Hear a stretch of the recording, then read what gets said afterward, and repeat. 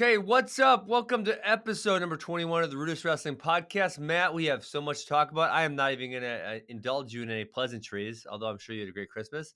Let's talk about Let's Midlands. get I in there. watched so much. Spencer Lee lost. I just did my mental Monday on Spencer Lee losing. I thought this was impossible. I did not think this was going to happen. I don't know. Do you want to start? Do you want me to start running on it, or you want to go on Spencer Lee Run first? it. Run it.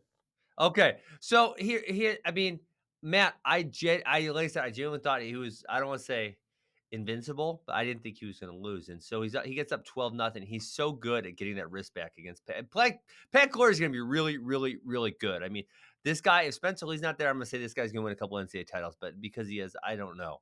Yeah, rewind to what? Our podcast, So a month and a half ago? And we were yeah, impressed by him getting tech fauled, right? And yes, exactly. And I said Spencer Lee wasn't going to go 7 minutes this year. I said that. I was totally wrong. and so yeah, but I mean, Matt, honestly, it was close to not going 7 minutes. So Spencer gets up 12-0, chooses bottom. He could have chose top, right? Which maybe that would have ended it. Chooses bottom, almost gets the reversal. Glory hangs on, scrambles, and then he flips Spencer over in like an assassin. I'm thinking, oh my God, Spencer's gonna get pinned in an assassin, and when he's winning 12-0. And Spencer fights off his back. And then for the next 4 minutes, or we'll say 3.5, just proceeds to do absolutely nothing, clinging onto hands, hanging on bottom.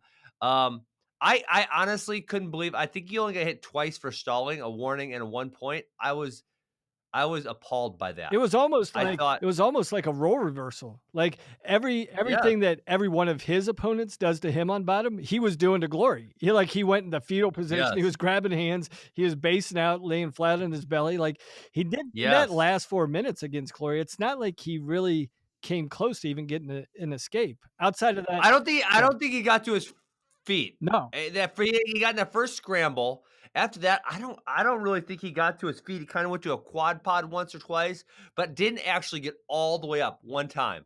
And then, Matt, how do you not get hit for stalling more than twice if you lay flat on your belly for 3.5 minutes? I mean, if you look at the following match after that at 133, they were like hitting stall calls against Oh my Desanto's God. like it was going all right. Yes. So yeah, I don't Yes. know if that has to do with Spencer Lee, with Iowa, that with their reputation, whatever. But yeah, I mean, he definitely warranted more than just a stall call or two. Yeah, I sure thought so. I was like, when are they gonna hit him? When are they gonna hit him? When are they? And then he just let him sit down there. I was really almost in disbelief over the whole situation.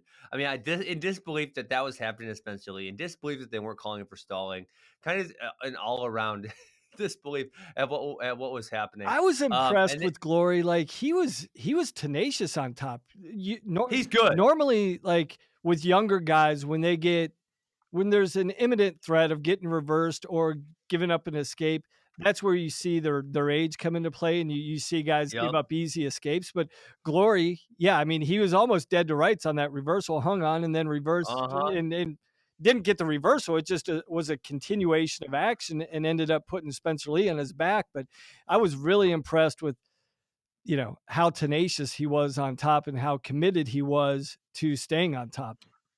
Yeah, he was about as aggressive as you can get, and that's the other thing, Matt. If you want to talk about why he didn't get stall calls, it wasn't it wasn't like it's one of those matches where the guy on top's not really doing anything, he's laying parallel, and the guy on bottom's also not really doing anything, and so in those situations, I get why stall calls are not warranted. Um, but I don't know if Patrick Glory could have been much more aggressive on top No, I mean, in he this was match. bringing it. I mean, he was bringing heat. I mean, he wasn't just saying, "Hey, let's get the moral victory here. Let's ride this guy out for 2 periods." He's like, "No, I Yeah, turned this guy a couple times. Let's keep it going, and let's see yeah, if I can show the world there's a chink in Spencer Lee's armor, right?" yep, 100%. And then on So the then. backside, not I mean, I guess we've been high on Pat Glory since he got tech falled, but then Yes. he like I said, since I already admitted that I was wrong, Matt, I admitted I was wrong about Spencer Lee not going 7 minutes, but I did say, I think I said, and we can rewind the tape at some point. I think I said I could see Pat Glory making the NCAA finals. I believe you I did. think, And I think and so. then the way he came back for third, like he dominated Yeah. everybody on his way back to 3rd. So, I mean, he didn't show he was just, had a couple good matches, like, he continued and, he definitely Yeah. showed, like, he is a legitimate finalist contender or in the mix. I mean, shoot, we haven't even gotten to No. Sebastian Rivera, right? Yeah. Yeah. Well, yeah. I mean, I knew Spencer was good, but I didn't know he was this good, man. And I watched because I know how good Connor Brown is. I help out with Wisconsin. Connor Brown's really good. So Sebastian Rivera beats him 19-4. He tech falls Cam Ferranti. He tech falled everybody to the finals. I mean, this guy, he's kind of went to I almost want to say he's at a different level than he was last year. And he was pretty good last year, but he has really, really, really jumped levels since what he did last year. No, without a doubt. I believe the last time he and Spencer Lee wrestled, Spencer Lee tech fauled him. Yeah, I think one of the matches I actually was talking about this in my mental Monday, but one of the matches I should have just went and looked it up, right? I'm a dum dum.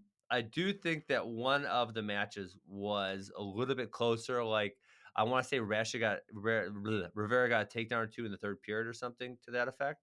I believe so. I think so. Yeah. So yeah, I mean, Sebastian Rivera made huge jumps. Matt, I said this in my mental Monday. Sebastian kicked his butt. I mean, Spencer wasn't close to a takedown at any point in the match. Rivera got 3 takedowns. I think it was close to 2 or 3 more if Spencer didn't have elite level defense. He probably would have had 2 or 3 more. Hand fighting was good. People were frustrated that he was moving backwards, but you can move backwards and have offense. And Right. that's why I get frustrated with the Iowa mentality. They think if the only thing that counts is moving forward. No, no, no, no, no. That's not wrestling, right? Moving There's moving forward forward and moving forward isn't scoring points. Spencer it's Lee not it's Spencer Lee yes. only touched his knee 1 time in the match, Yes. and Yeah. he was outshot like 10-1. I mean, he was dominated in every facet of the game, and, you know, the Iowa people, like you said, well, he was moving forward, Rivera was running. He wasn't running.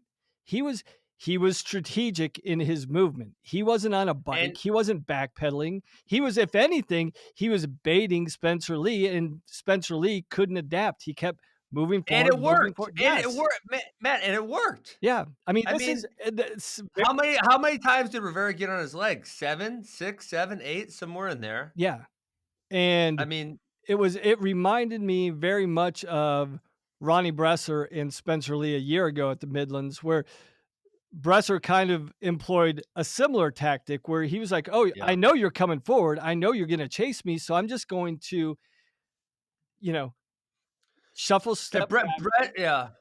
Bresser's got the best movement in the game. I mean, I must say he's the best mover, but he doesn't employ offensive as effectively as Sebastian Rivera did. If you want to tell me Ronnie Bresser stalled, I could kind of get down with that, but Sebastian Rivera was super aggressive. I mean, he was just on. He was moving backwards, but he was using it to set up his offense, and he was on his offense a lot. Yeah, not only was he on the hunt, on the attack, but I was extremely impressed. Like, he had to dig in on those finishes. None of those finishes were Yes, were easy. Most guys none of would have them. said, "I'll release it after a certain period. I'll release it, and I'll live to fight another day." He's like, "No, I get to this leg, I gotta execute, I gotta make it count," and I was really impressed. Like, it wasn't about just getting to the leg. He knew he could do that, but he also knew the level of fight, the level of execution he had to employ just to finish those takedowns, and to do it 3 times and almost do it 3 other times was really, really impressive. Yeah, man, I agree 100%. So I just looked this up, Matt.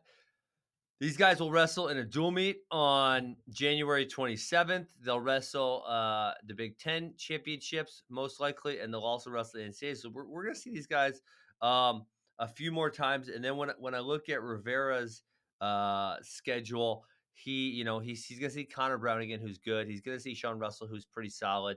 Um, Teasdale, he's going to see, but we don't know how good Teasdale is going to be yet. I guess we'll see in about 2 days.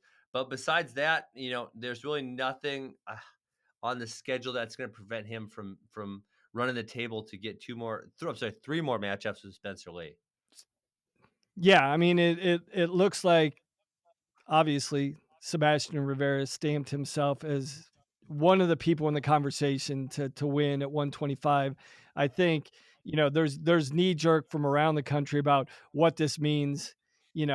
I've heard things about, well, could Soriano beat Spencer Lee? Yeah, I'm not going to jump into all that knee jerk reaction about, Yeah, who cares? Spencer Lee's dead. It was one match. He's going to recover. He's gonna come up with a different game plan. But what what does I'm not just going to even say the finals match, but the semifinals and the finals. What is your takeaway for the other contenders around the country at 125 in relation to Spencer Lee?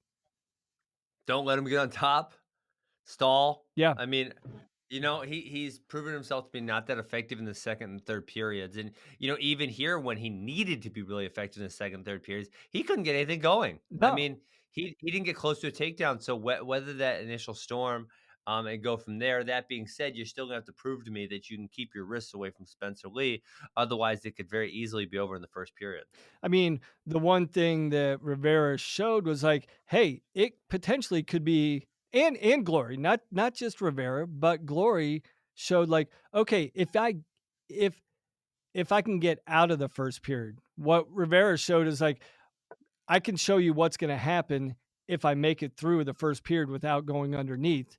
That's Glory fair. showed you like there's still hope. If you make it out of the first period and you dig yourself into the hole, there's still hope. The match isn't over. Yeah, So two different takeaways, but I mean, there's something to be said for Spencer Lee being a finisher, right? Like, not only does he yeah, get the lead most absolutely. time, but he puts you away. He Yes. almost did that in the semifinals. It I didn't mean, happen, but, yeah. um, yeah, I mean, not only a finisher, Matt, one of the best finishers of all time. I mean, of you and all I time. talked about he's I mean, honestly, Matt, to my knowledge, he's the best first period wrestler in the history of the game. I mean, I said this before, I've never seen anyone get 6 points as frequently as he does in the first minute. No, I Yeah, think I I've never, ever seen someone like that. yeah, I thought I was doing some research, and the statistic was amazing. What he's done, his first period tech falls are just, like, off the charts, and I don't have. Something it's gotta be insane. The statistic has gotta be crazy. Yeah, but, yeah, I guess what it shows you is like he still has to adapt, he still has to grow, he's still gotta learn, and, I'm not trying to cut the guy any slack. He's put a bullseye on his chest, he's the defending national champ, but he's still a sophomore in college. He's still got room to grow and room to get better, and Yep. maybe this is going to be the impetus to see an even better version of Spencer Lee, which would be a scary prospect. But yeah, we'll see what happens with him. I'm not worried about him. It was one weekend. He didn't look great, his last two matches, but I mean, he was wrestling the Yeah. number two guy in the country in the finals, so let's not forget that. Absolutely. So let's move on. I'm sure we're going to revisit that topic at least a few times this season. Um, let's go 133. I think we skip it. I mean, Desanto looked fantastic, but it was obviously against kind of low level competition. NATO gets hurt early. I want to say it was the second round. He hurt his hamstring. He pulls out of the tournament. So that bracket was kind of You got Seth you. Do Seth you have anything Gross else you want? Seth Gross was Seth was Gross a was pulled no-show, out. still with his back, it looks like. Uh huh. So, yeah, I So mean, yeah, DeSanto looked good. I'm, a really quick disqualification, I guess that's the highlight of the weekend at yes. 133. Yep. Um, Mhm. but outside of that, I mean, yeah, I mean, everybody knows that DeSanto wrestles a really hard pace. He comes after you for 7 minutes. But, Yeah. the sample size and the quality of opponents he faced wasn't nobody in the top 10. So, I mean, I don't want to discredit him. He won the Midlands title and did it in dominant fashion. But I don't think there's any new information that we can glean from DeSanto after this weekend. I don't know. Yeah, What do you think about that? so no, but he's gonna have a tough, January because he's gonna have Ethan Lezak on January 13th. He's gonna have Nick Soriano on January 18th. So we're gonna get to see him with some good matches coming up, which will give us a lot more, uh, data to where he stands. 141 also not a great weight class. I thought, Oh my gosh, I'm blanking. Not Max Thompson. Josh Alber. I was thinking Max Thompson. Josh Alber looked good in the finals against Max Murin. You know, this was another one of those, Matt, where in the third period, Murin was like mad and he was like really pushing in hard against Alber. But again, not bringing any offense to the table. Pushing doesn't get you wins. And then I do believe that was how Alber got his takedown. Is Murin pushed in too hard. Alber drops levels, hits a nice, beautiful leg attack, finishes. So I not nothing too special this weight class.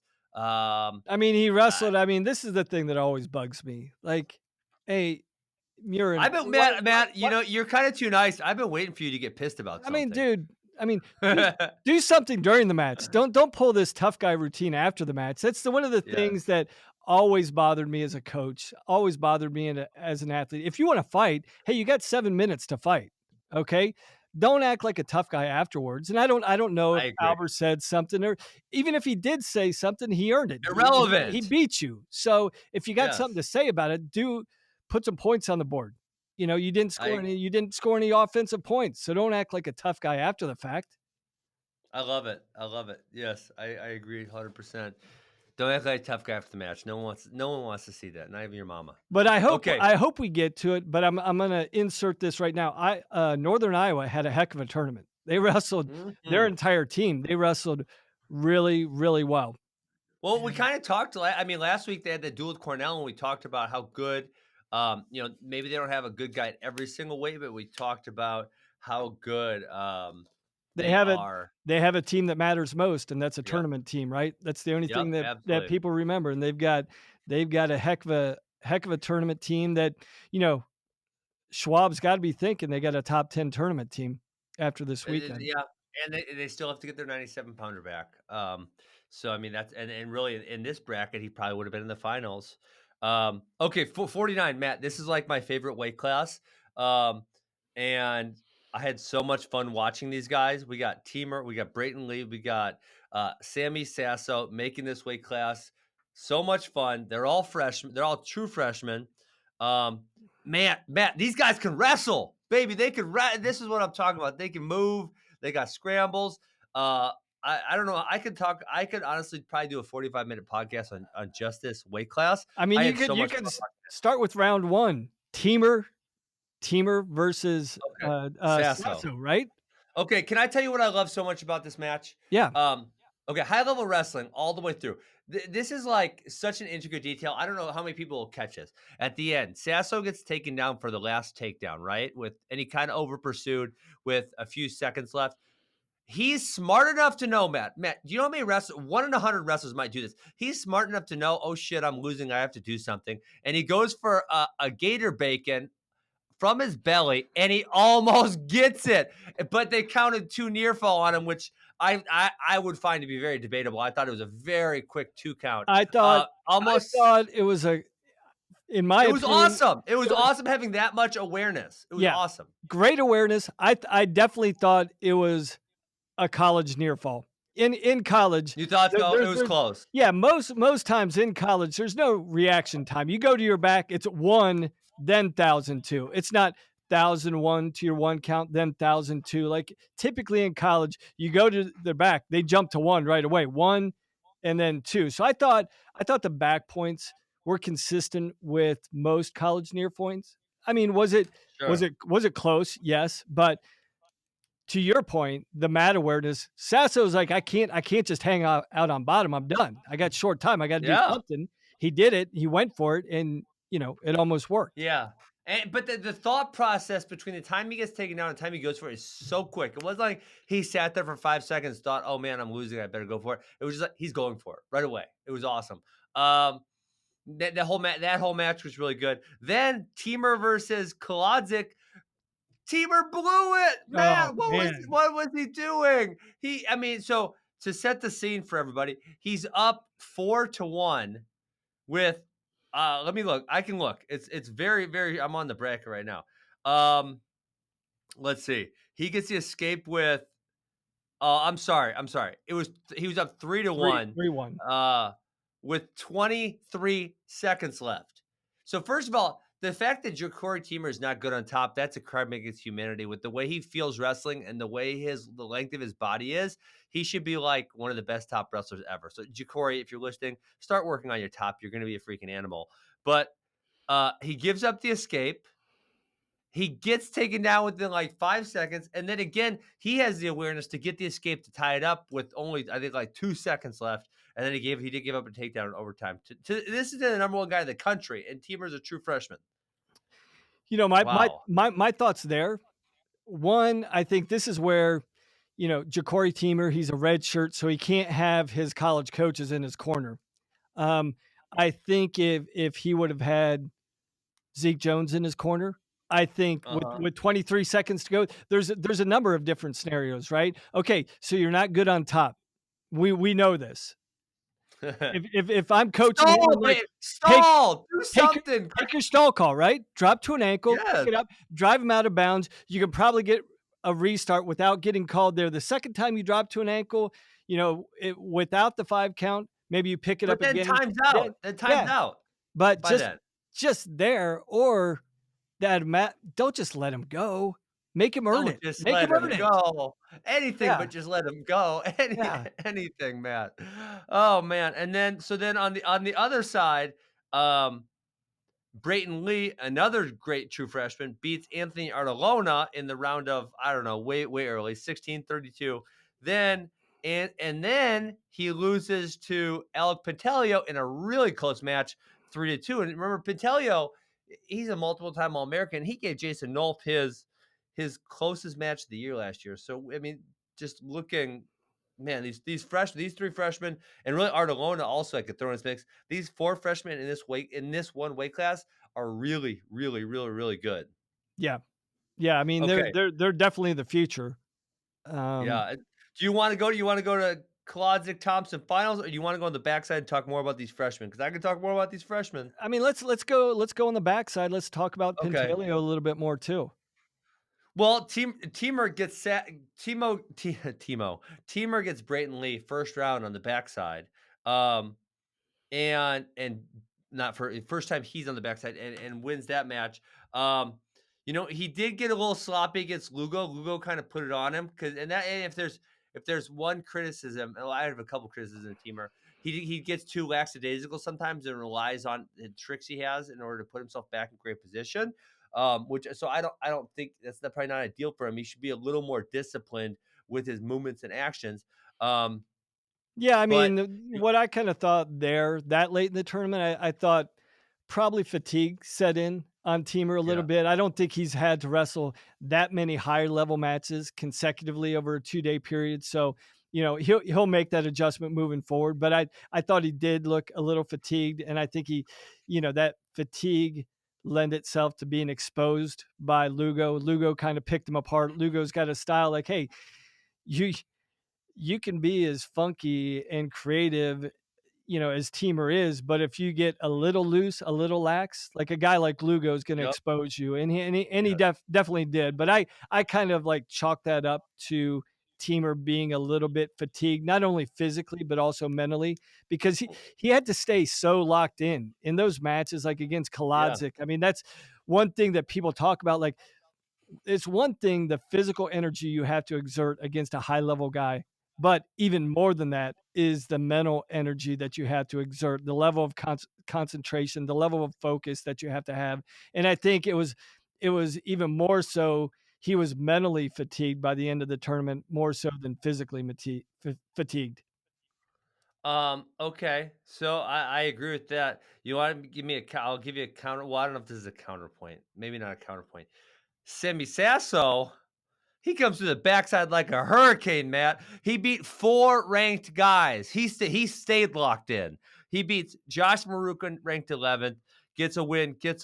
He beats Henry Polmeyer, ranked 18th. He beats Alec Pantaleo, ranked, who knows, he's hollow. He's not ranked at 49, but he's really high. And then he beats Patrick Lugo. Damn, that's a tournament right there, huh? That's a heck of a run, and Tom Ryan is probably thinking, "What am I gonna do at 49 again next year?" I got Keyshawn Hayes with one more Yeah. year at 49. Well, I got Sasso at 49. is there any way one of those guys could go back down to 41? I'm not 'Cause I sure. obviously Keyshawn I mean, 'cause, I'm blanking on oh my gosh, 41 pounder that I really oh, McKenna. McKenna. Uh, I mean, he's graduating, so Keyshawn lost to him in wrestle off 2 years ago. I wonder if there's any way that either Sasso or Keyshawn can go down to 41. I Yeah, bet because there's some way. I mean, Sasso doesn't look big at 49. He looks like, well, No. I'm red shirting. I'm not gonna, this is my natural weight. I'm gonna wrestle at it. And then he's probably feeling, no, this is not just my natural weight. This is the weight I'm gonna own for the next 4 years. Yep.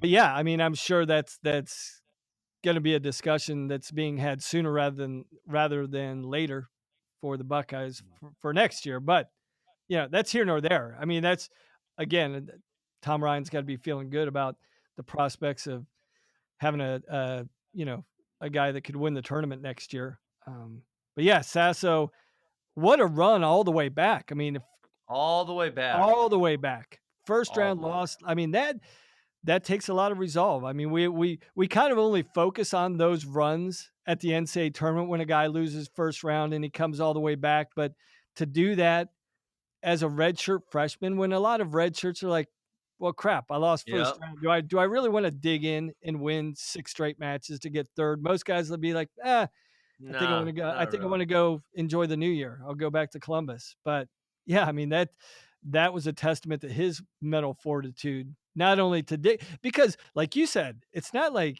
I mean, he was beating back to back to back to back Good ranked guys. guys. Good. Everyone yes, everyone, yes. Every round. Every freaking round. And really, he got a medical forfeit over Josh Heil, so you can count that yeah, I think you can count that as 5 ranked guys. Yeah. Yeah. If you want to count that. Okay, let's go Alec Pantaleo. I think I saw him at 49, and I said, "Damn, is he the favorite to win 149 now?" Because, um, he's been a force to be reckoned with. So I think that's the 2 things. Does this mean Will Lewan's coming in a red shirt? And does this mean, Pantaleo is the number 1 guy at 49? So he loses twice, um, doesn't look great. And then I guess I saw a post this morning that said he'd had mono for the last month and that he'd only been training for a week, which I don't love him putting excuses out there, No, but I you guess can't that do that. that I makes mean, sense though. It makes sense. I know, but Ben, let's be honest I here. wouldn't do it. I wouldn't do it. You I'm not wouldn't saying I do would it. I do it. mean, No. you don't just drop down a weight class and jump into one of the 3 best tournaments during the year, right? I mean, you kinda know what you're getting Yeah. into. I mean, Pantaleo's a senior. He's been through the Midlands. He's been through the grind. He's a multiple time All-American. Like, you know what you're jumping into. So don't make Yeah. excuses after the fact. I mean, I kinda wish you wouldn't. I didn't even know he said that. I don't My remember ta where my I saw that on Twitter or Instagram or something. I don't recall where I saw that. my takeaway with Pantaleo, like, he's a big 57 pounder. It's not like he's like a guy right stuck in the middle in between 49 and 57. Like he showed last year, like, no, he's a good size. He's a powerful 57 pounder. I think he might just look like that. He could be, but I guess what I was gonna Yeah. continue with my point, I thought it looked like a guy that had been down to 149 for the first time and jumping into a high level tournament. I thought, especially in day two, that 1 hour Yeah. weigh-in, even though you He get a did pound, it's a 1 hour weigh-in. He definitely didn't look the same. So yes. I wasn't too concerned about his results. The way he wrestles sometimes, he does have closer matches. Yep. My takeaway was more is like that's his first time to one down to 149, so I didn't expect him to look great. I think we see the best Pantaleo out there in February and March. Once he gets really acclimated to 149, he has to, he gets 4 or 5, weigh-ins underneath his belt over the course of the next 5 or 6 weeks. I think then Yeah. we're actually going to see his weight get adjusted, his body shrink up just slightly, and come February or March, I think Pantaleo is going to be running and rolling on a really, really high level. So I wasn't too concerned by his performance. Yeah, I could definitely see him. Man, I mean, not now this weekend's kind of maybe see it a little differently, but prior to this weekend, I could see him beating any of those guys at 149. And I guess I'll give him some time to get healthy before I go ahead and judge him based on this weekend. But yeah, he could definitely win this weight class if he's healthy and if he's wrestling like he did last year, and if the weight cut is not that harsh on him. Yeah. So, Is it- Ben, I guess the next logical question is this: Sean Bourmet going all in this year. Does that Well, mean we okay, but see he's we see Lewin getting put in at 57? We get Mason Paris's red shirt being pulled. well, Do you expect that? Do you expect us to see that in the coming weeks? well, I think so. I think this. I think we haven't seen Mason Pierce get pulled. Will go on didn't have Didn't wrestle a great tournament. a No, great tournament at all, and he did medical forfeit out on the backside. Um, where was Logan Massa? I guess no one's talking about that, and Steven Michik. So I don't know. Yeah, I guess I don't know. Most I don't know what to say about Michigan. I'm gonna do a wait and see on them. I think they're good this year. Obviously, the only seniors in that group are Alec Pantaleo. None of the other guys. Miles Amin's a junior. Logan Mass is a junior. Stephen Mitchick's a junior. So I don't know that there's a huge incentive for those to pull for them to pull those guys right now. If that no. makes I mean, I guess it's I I guess think there's two. I guess there's two sides of the coin, right? I mean, with some injuries to Iowa, some injuries to Okie State, some uncertainties there, some question marks in Ohio State's lineup as well. I mean, I think everybody at the I don't think people are conceding the national title to Penn State. It looks like they've I'll staked. concede it to them. Okay, okay, you're being nice, but I guess there is some merit to getting a team trophy. I mean that in and of itself is a very a pretty great accomplishment. So maybe this is Sean Bourmate saying, okay, hey, we can get a trophy this year and seriously make a run next year by throwing those guys in. Say, okay, pull Mason Paris, pull Luan. Okay. And then next year, they're even more prepared as opposed to the wait and Yeah, see approach. Let's keep these guys in red shirt. Hey, let's throw them in the fire right now. We think that they can perform, not only perform, but perform at a high level and possibly get a team trophy. And now they all have that year of experience going into next year, where I'm sure Michigan and the coaching staff is really projecting what they could really do. Their true strength is going to be next year. yeah. Um, Yeah, I mean, next year's the year I'm looking for. So I guess for me, I don't really care that much if they pull him this year or not pull him this year. I think next year's the year for Michigan. I guess now. I mean, maybe I was being a dummy, Matt, when I looked at this. I don't. Michigan did have most of their starting team here. No, they only had a I was couple guys. only Yeah. a couple guys, and then a whole bunch of unattached guys. So that was a mistake by me. Um, Assuming that. Okay, let's keep moving. 49 finals. Kolodzic Thompson, nothing out of the ordinary. Pretty much what we would expect. Kolodzic with a solid win here. Thompson looked good against Pentelio, but obviously, we think maybe Pentelio was slightly compromised. Um, All all right. right. I think I texted you one thing, and then Kolodzic, Oh, yeah, he's a you did. stud. But I'm like, have you not watched the guy? Like, again, he takes you down at the end of a period. That's his you MO. said you said he's gonna try to score the last 30 seconds of every period. That's exactly what you said, And that's what he does. So I'm and that's like, what he does. and it's one thing to know it, it's another thing to stop it, right? I mean, Yeah, Kolodzic, this is kind of his MO, but I'm like, I'm watching it, I'm like, if I'm in the corner, or it's probably too late to yell out, "Hey, 30 seconds to go." It's like before the match, I'm beating that into my guy's head. Crank it up, yeah, last 30 seconds. Crank it up. Attack him, go after him. He's coming after you, so be ready. Don't just kind of finish a period. He's coming that last 30 seconds. It's automatic. yeah, It's guaranteed that's what he's going to do. So when I saw Matthew get that takedown again at the end of the period, I'm like, yeah, you didn't see yeah, that coming? He does yeah. it all the time. And he almost got, and then he texted me, and then he almost got another one at the end of the second period. Also, I was laughing to myself. Um, okay, can we skip 57? I'm out on 57. It wasn't great, and nothing unexpected happened. The only thing that I would say is I think Deacon, man, this guy, I He's think good. if there's a guy that has maybe separated himself above the crowd to be that guy against Jason Off right now, based on the first half of the year's performance, Ryan Deacon, I think is the clear number 2 in this weight class as of right Yeah. now. No, that's totally fair. I'm gonna say we talked about this last week. I'm gonna wait to see what adjustments Hayden Hidlay makes, if any. And if he can get back to what he was last year. So I'll I mean, withhold on that. Hidley stormed through the South Beach duels. I don't think he was really tested in the 4 matches he wrestled, but I don't think he really saw anybody of note, Yeah, down there in I don't think Florida. so. I kind of actually just peeked at those a few minutes ago, and I don't think he saw anyone that was that good. Okay, 65. This was a good weight class. It was a really tough, a lot of depth and highly ranked guys. Probably but maybe the best weight class, kind of depth wise. So Marinelli, he has a very tough, crazy match. If you haven't watched it in the round of in the quarterfinals, really crazy match against John. I don't know how to say his last name. Viruet from Brown. Virouette. Okay. Yep. Tough match against Josh Shields, and then beats Evan Wick in the finals. Which listen, I'm biased, Matt. I work with the Wisconsin team with the Badger RTC. And I'm a Uh, little biased because Marinelli's a Graham guy. I got a soft yeah. spot in my heart for him. So, but I feel like, again, we go back to that Spencer Lee match.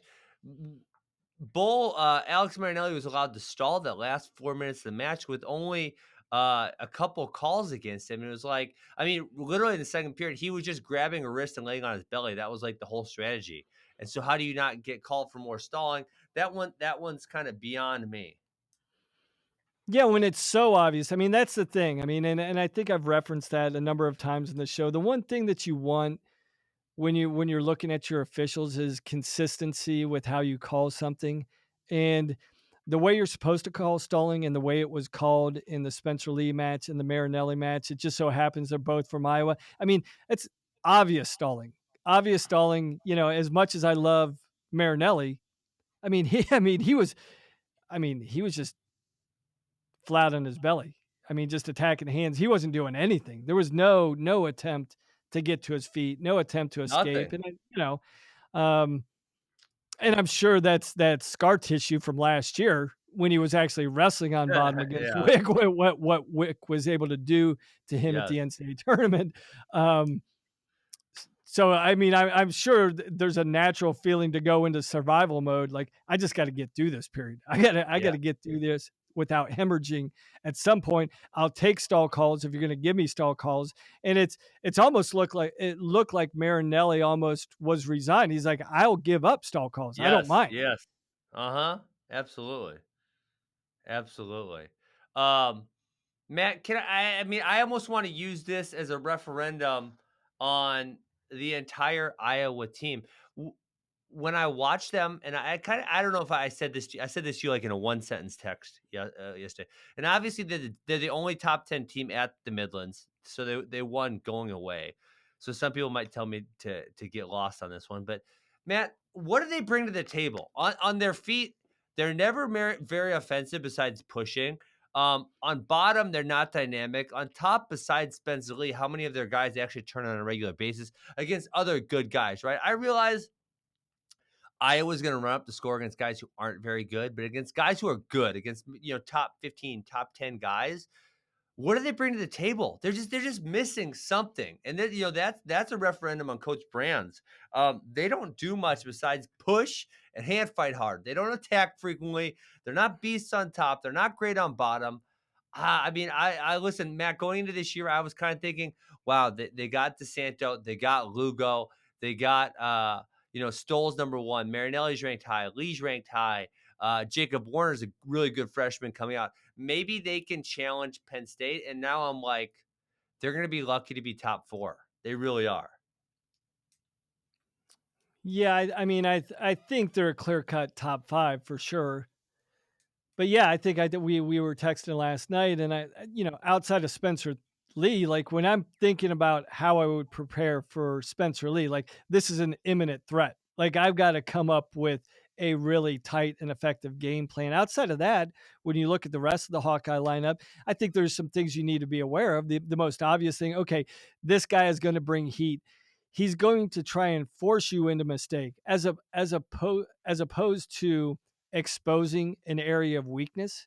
he's Yeah. going to try and expose your mind for not being willing to fight for 7 minutes. And it's Yeah. almost like But and that's not enough at this level anymore. Penn State no. is showing it. Listen, if you're gonna even compete with Penn State, you gotta go to another level on that. And the other match that was glaring, and I'm gonna kind of skip around here is I watched Jacob Warner versus Bo Bresky, and again, maybe I'm slightly biased, but I was highly annoyed by this match.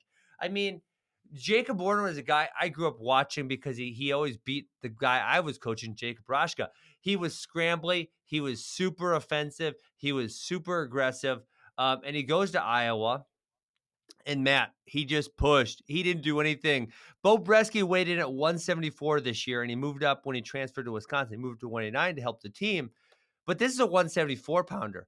And Jacob Warner and Bo took one bad shot. Jacob Warner hit a down block go behind or a sprawl go behind. It wasn't a down block go behind. In the third period and wins the match, I think 4-2 or 4-3. And he's freaking pumped about this. And it's like, whoa, whoa, whoa, whoa, whoa. You're pumped about getting one. I mean, you didn't even score offensively. You hit a sprawl go behind on a 174 pounder, and you're excited about this. Like, man, they got to do more. I mean, Jacob Warner is a number one guy. This isn't like this is a bad recruit that they're making a lot better, and he's beating and he's getting these wins. Like this was a really, really this is a cadet world medalist. This is a really high level guy Jacob Warner was highly aggressive, a great scrambler as a youth in high school.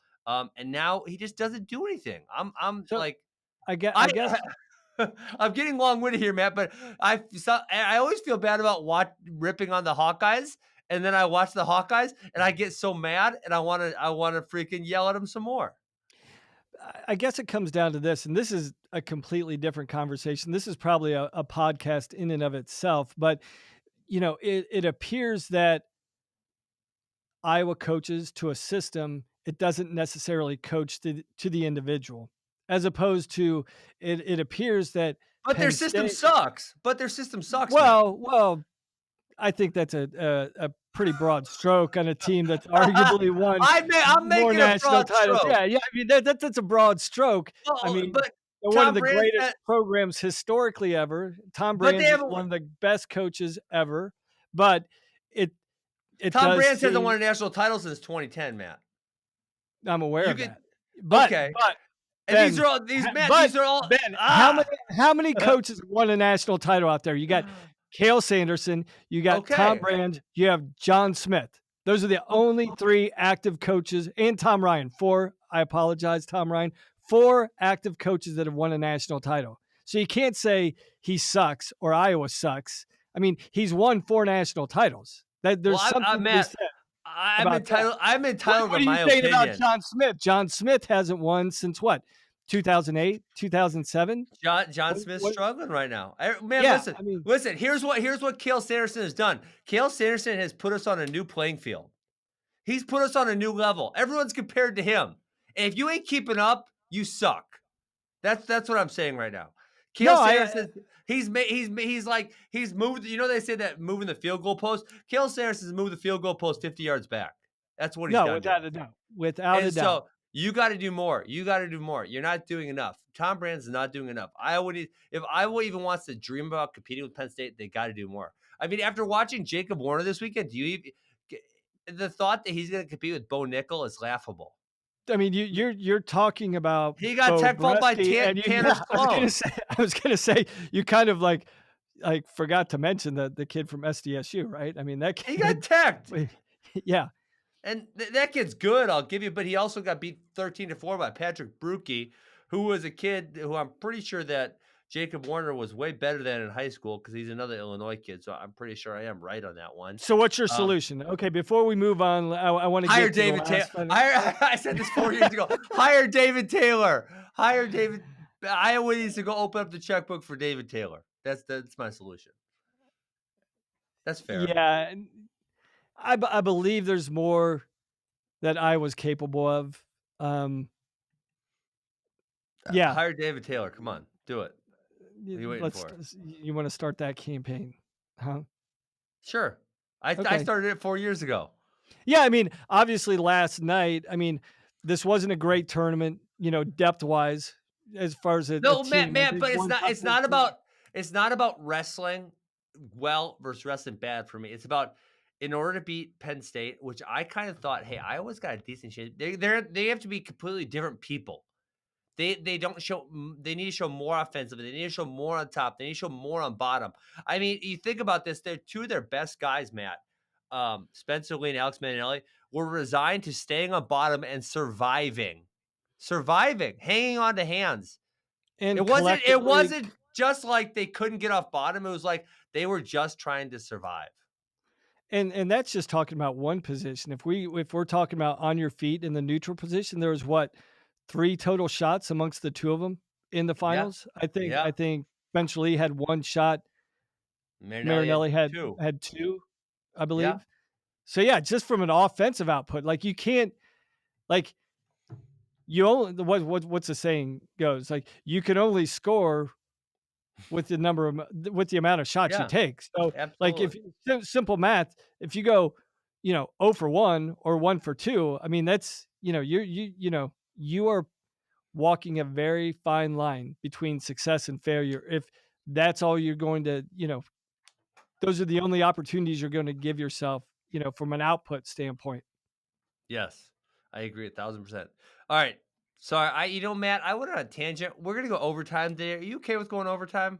Let's do it. Okay. 74. And we are definitely not getting into South Beach duels, let alone a preview of the Southern Scuffle. I think you were expecting a little too much out of us this morning. Yeah. Well, I guess, history repeats itself, right? We're not even Yeah, getting to the Midland. yeah, we're not getting through the middle. Okay. Well, we'll go speed on these last 4 weight classes. Zahid 74, I think, yeah, looks great. yeah, yeah, I I I I wanted to talk about Aaron Brooks a little bit. I was a little more bullish on him than I should have been. He gets, barely gets by Ben Harvey, then gets shut out by Ryan Christensen. The medical defaults out. I was really bullish on him, and so now I'm going to pull back the reins just a little bit on him. for me, he didn't look prepared. I didn't Yeah, think he looked prepared to do the battle at that level that you've gotta do. He looked like yeah, a guy that was ready to win, um, I don't know, the Clarion Open. He looked like he was ready to win, the Lock Haven Open. He didn't look like he was ready to contend and win a major national tournament. He didn't look prepared in my book. that's fair. I like it. Yeah, I think that's really good. Um, Okay, Drew Foster looks pretty good, winning Really good. another Northern Iowa guy. So that's 2 champions and 2 runners up for them. Anything else about 184 since we're going speed Nope, mode? nope. Okay, 97, and we kind of skipped this.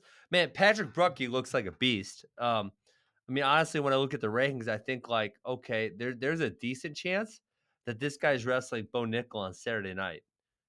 Um, Yeah, I Warner. mean, I think Oh, Colin yesterday Moore? I mean, he's gotta beat Colin Moore, obviously, but besides that, he Rocco ain't K he ain't gonna beat up Colin Moore like he did that kid last night. well, I'm not He saying just that, but I he think there's a went chance he into beats him.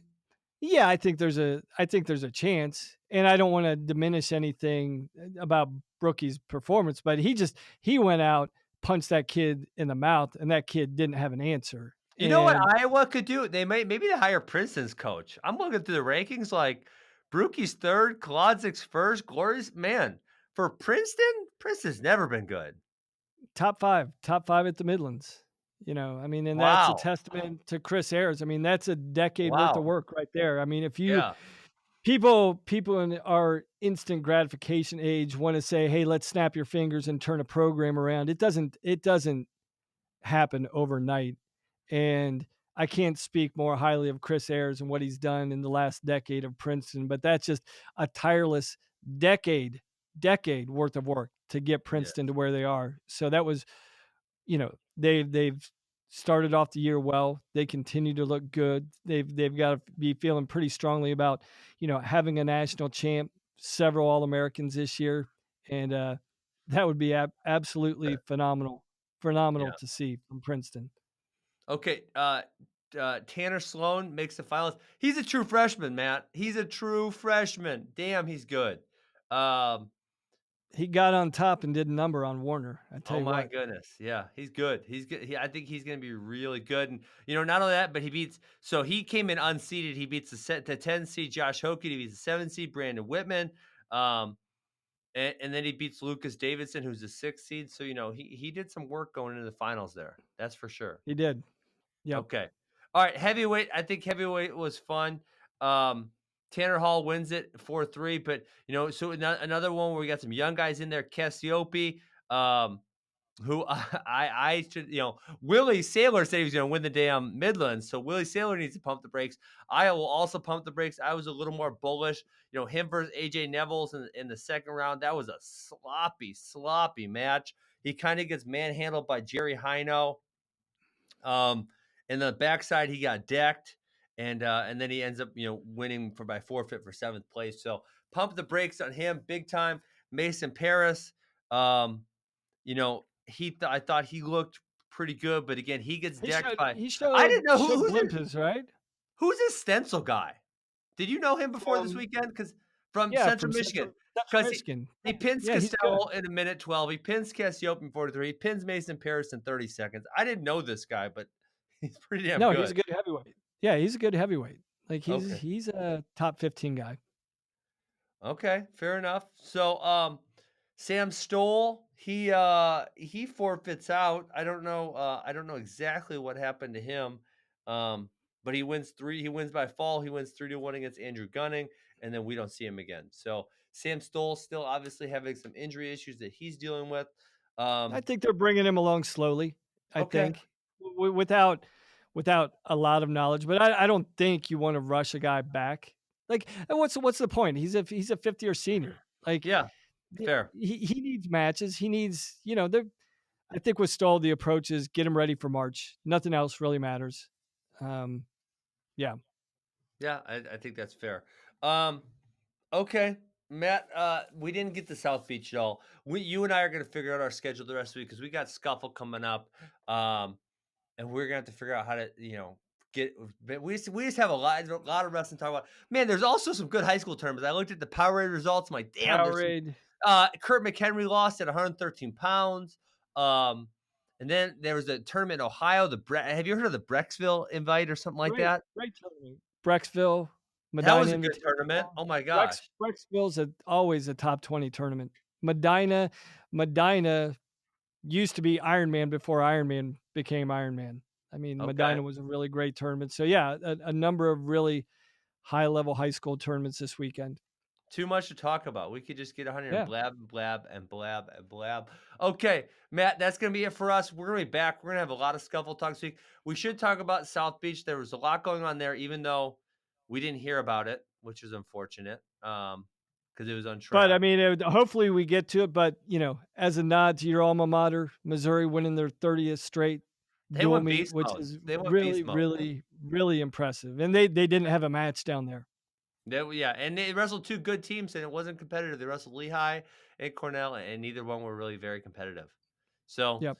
all right, we'll get that in next time, Matt. That was fun. We went off. Hawkeyes are gonna hate me again. I feel guilty about it. I don't want to talk that bad about them, but I have to say what my eyes see. That's all I can do.